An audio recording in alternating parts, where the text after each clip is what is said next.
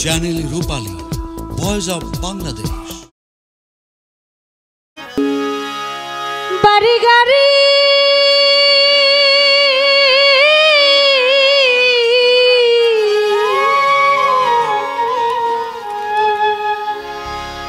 টাকা করি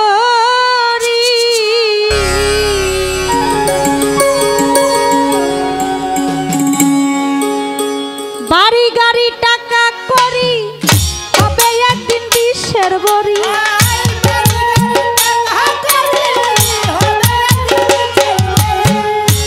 বাড়ি গাড়ি টাকা করি হবে একদিন বিশ্বের বড়ি।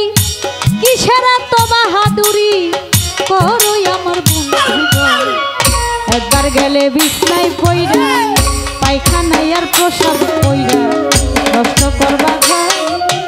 কেউ কইব না ধর, কেউ কইব না ধর বুইরা রে, কেউ কইব না ধর, কেউ কইব না ধর বুইরা রে, কেউ কইব না ধর।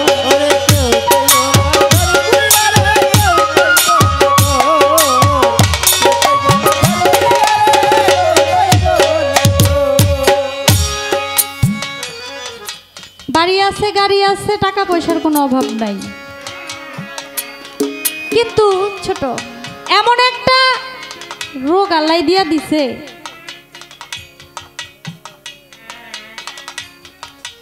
এই রোগে আপনি ডাক্তার কবিরাজ কত কিছু দেখাইলেন, তারপরেও সুস্থ হইলেন না।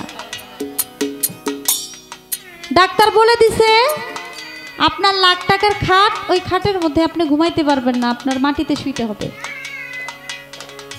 ডাক্তার বলে দিছে আপনার যেই সমস্যা, সেই সমস্যার জন্য আপনি ভালো ভালো খাবার খাইতে পারবেন না।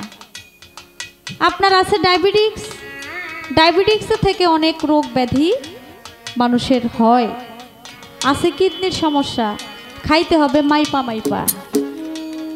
ভালো ভালো জিনিস মাছ মাংস খেতে পারবেন না, একটু বেশি খাইলেই সমস্যা হয়ে যাবে। তাহলে কি হবে এত টাকা পয়সা দিয়া? মন যদি চায় একটা ভালো জিনিস খাইতে, আমি ভালো জিনিস খাইতে পারতেছি না। আমার লক্ষ লক্ষ টাকা দামের খাট আমি শখ করে বানাইছি, সেই খাটের মধ্যে আমি শুইতে পারতেছি না। তাহলে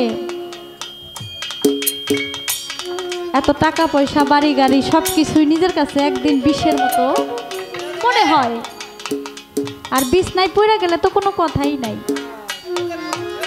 এক লোকের, আমার সাউন্ডটা একটু বাড়বে দাদা ভাই, একটু বাড়ান আমার ভয়েস ভোকালটা।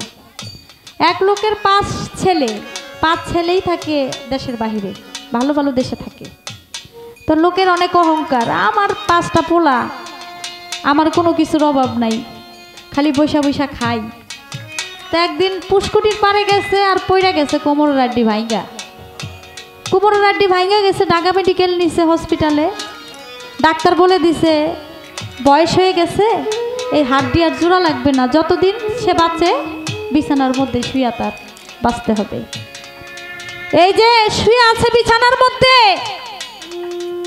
5 সন্তান বাহিরে দেশের, বিছানার মধ্যে যখন শুয়ে আছে, এখন ঘরের মধ্যে প্রস্রাব করে, ঘরের মধ্যে পায়খানা করে, পোলার বউরা কইতাছে ফোন দিয়া যে তোমার বাবারে ওর একটা রুমে থাকার ব্যবস্থা করে দেব, কারণ ঘরের মধ্যে প্রস্রাব করে, ঘরের মধ্যে পায়খানা করে, এর গন্ধে আমার যারা আত্মীয় স্বজন আসে তারা টিকতে পারে না, আমাদেরও থাকতে সমস্যা হয়।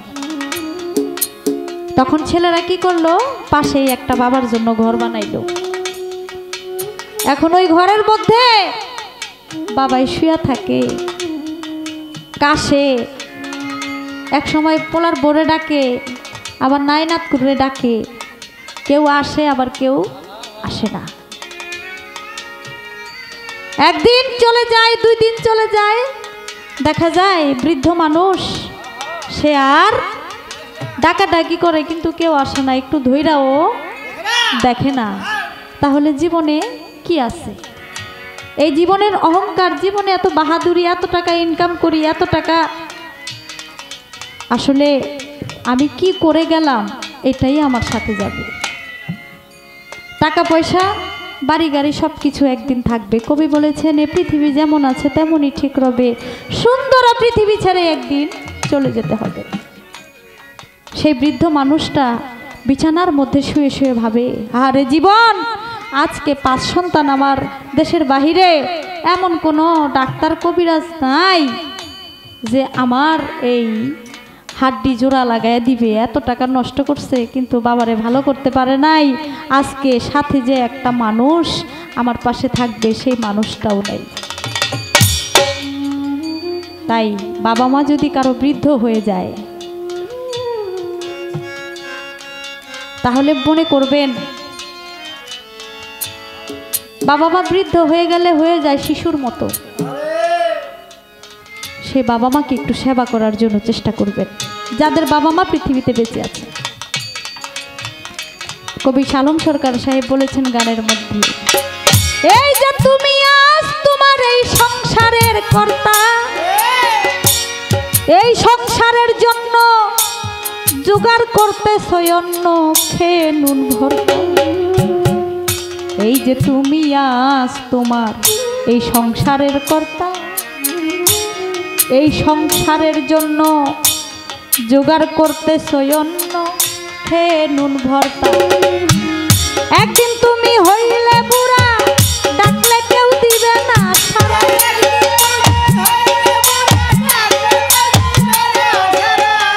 একদিন তুমি হইলে বুড়া, ডাকলে কেউ দিবে না সাড়া। হাতের একটা লাঠি ছাড়া সবাই সেদিন হবে পর।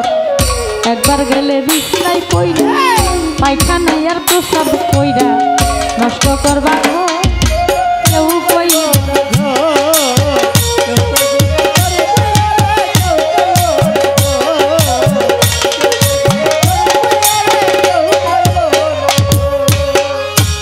এই যে তোমার বন্ধু বান্ধব আত্মীয় স্বজন, স্ত্রী পুত্র ঘরের নারী, নাতি পুতি বলি হারি যত প্রিয়।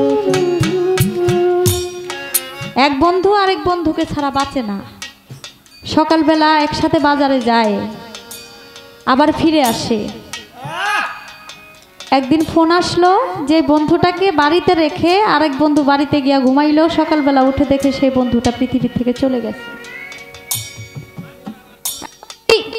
বন্ধুর কবরটা হয়েছে রাস্তার পাশে, ওই রাস্তা দিয়ে আরেক বন্ধু বাজারে যায় আর আসে, কিন্তু পাশেই বন্ধুর কবর। ওই বন্ধু কেউ কারো সাথে কথা বলে না।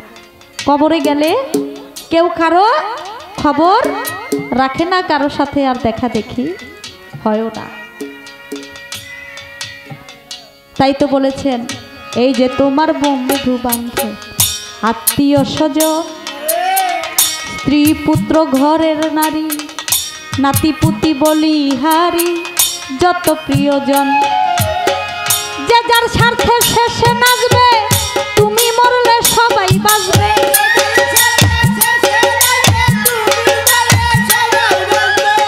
যে যার স্বার্থে শেষে নাচবে, তুমি মরলে সবাই বাঁচবে। ডাকলে কেউ না কাছেই আসবে, তোমার কাছে নাই খবর। একবার গেলে বিছনায় পইরা, পায়খানায় আর প্রসাব কইরা, নষ্ট করবা ঘর কেউ কইরা।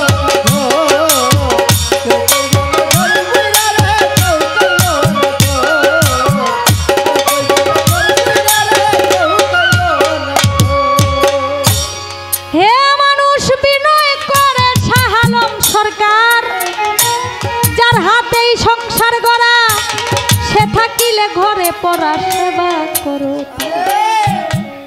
হে মানুষ বিনয় করে শাহালম সরকার, যার হাতেই সংসার গড়া, সে থাকিলে ঘরে পড়া সেবা করো। তার সেবা না করিলে তুমিও ঘরে পড়িলে।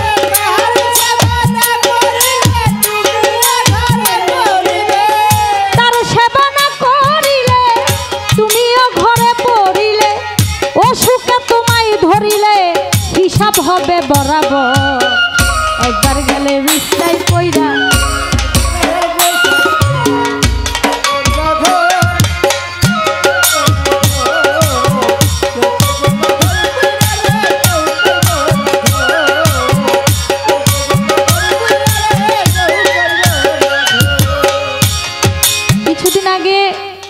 ফেসবুকে দেখলাম 3 জন ছেলে 3 সন্তান, বাবা মারা গেছে, বাবারে কবর দিতেছে না সম্পত্তির জন্য। মানে বাবাই থাকতে, জীবিত থাকতে সন্তানদেরকে সম্পদ ভাগ করে দেওয়া যায়নি। এখন মারা গেছে আর 3 ভাই লাগছে ঝগড়া, কে কতটুক সম্পদ নিব। এখন এই সম্পত্তির জন্য বাবার লাশটা মাটির উপরে রাখছে, 3 ভাইয়ের 1 ভাইও কবরের মধ্যে নামাইতে দেয় না। আহারে জীবন, যেমন সম্পদ আছে সেই সম্পদ তো রাইখা একদিন সবাইরই চলে যেতে হবে। তাই বলে বাবার লাশ সন্তান মাটি দেয় না, এই সম্পত্তির জন্য, সম্পত্তির জন্য। আমার নবী বলেছেন, কেউ যদি বাবা মায়ের মনে কষ্ট দেয়, আমি নবী তারে কোনোদিন ক্ষমা করি না, করবো না, আমার আল্লাহও তারে কখনো ক্ষমা করবে না। যদি বাবা মা নিজে তার সন্তানকে ক্ষমা না করে, আমার আল্লাহ বলেছে আমি নিজেও ওই সন্তানকে ক্ষমা করতে পারি না। তাই তো বাপ মাই করিলে দুয়ারে, বাপ মাই করিলে দুয়া জান্নাতে হই ঠিকানা। বড় সাধনা রে ভাই ঘরের বাপ মা, সাধনা সাধনা আছে যত সাধনা, বড় সাধনা রে ভাই ঘরের বাপ মা। সাধনা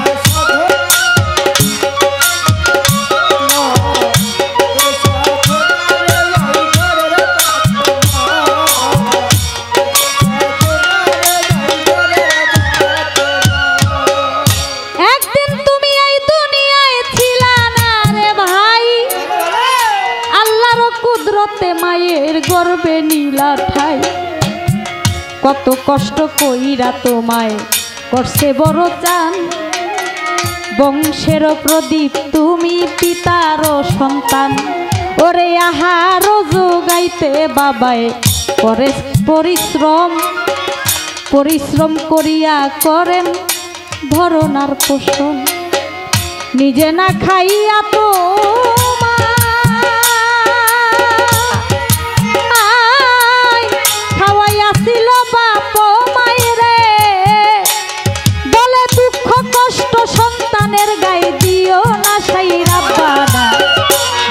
সাধনা রে ভাই ঘরের বাপ মা। আরে সাধনা সাধনা আছে যত সাধনা,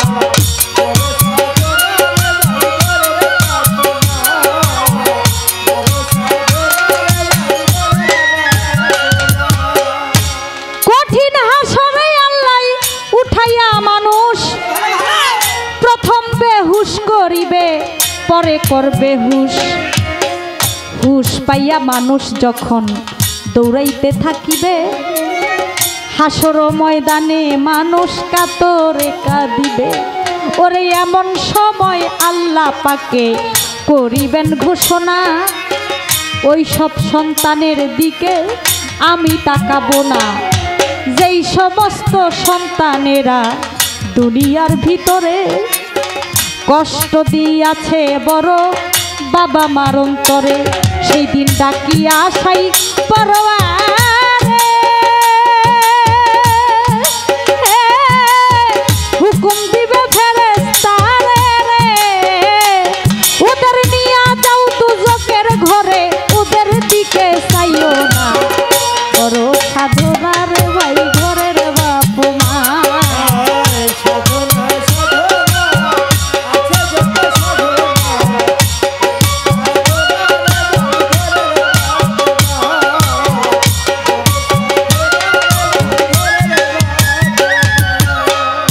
আল্লাহর পরে সেজদা যদি দুনিয়ায় কেউ পাইতো, তাহলে সেই সেজদা পিতা মাতাই পাইতো।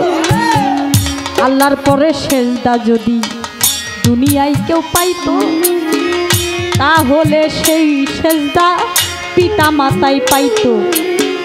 পিতা মাতা হইলে কারো মস্ত গুনাগার, তবুও জন্মদাতা পিতা মাতা তোমার। পিতা মাতা হইলে কারো মস্ত গুনাগার, তবুও জন্মদাতা পিতা মাতা তোমার। তোমাকে যেমনি ভাবে করেছে লালন, তেমনি ভাবে করো তুমি বাপ মায়ের যতন। তোমাকে যেমনি ভাবে করেছে লালন, তেমনি ভাবে করো তুমি বাপ মায়ের যতন। অনেক কষ্টে কষ্ট কইরা করছে তোমায় বড়, আজ কেন বড় হইয়া বাবা মায়েরে ছাড়ো। অনেক কষ্টে কষ্ট কইরা করছে তোমায় বড়, আজ কেন বড় হইয়া বাবা মায়েরে ছাড়ো। তুমি যেদিন হইবা বাবা বুঝিবা অন্তরে, সন্তানের লাগিয়া বাপ মার কত খানি পড়ে।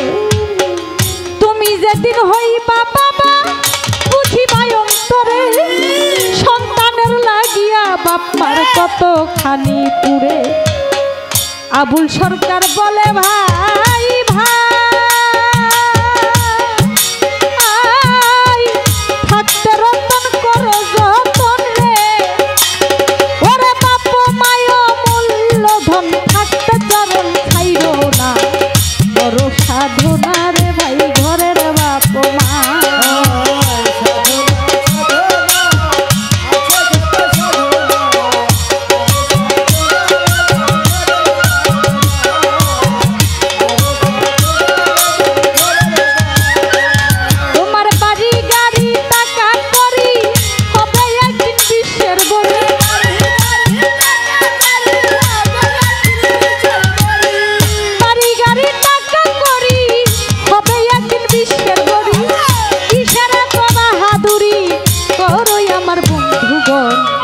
একবার গেলে বিছনায় পইরা পায়খানায় আর প্রসাব কইরা নষ্ট করবা গো, কেউ কইব না ধর, কেউ কইব না ধর বুইরা রে, কেউ কইব না ধর, কেউ কইব না ধর বুইরা রে, কেউ কইব।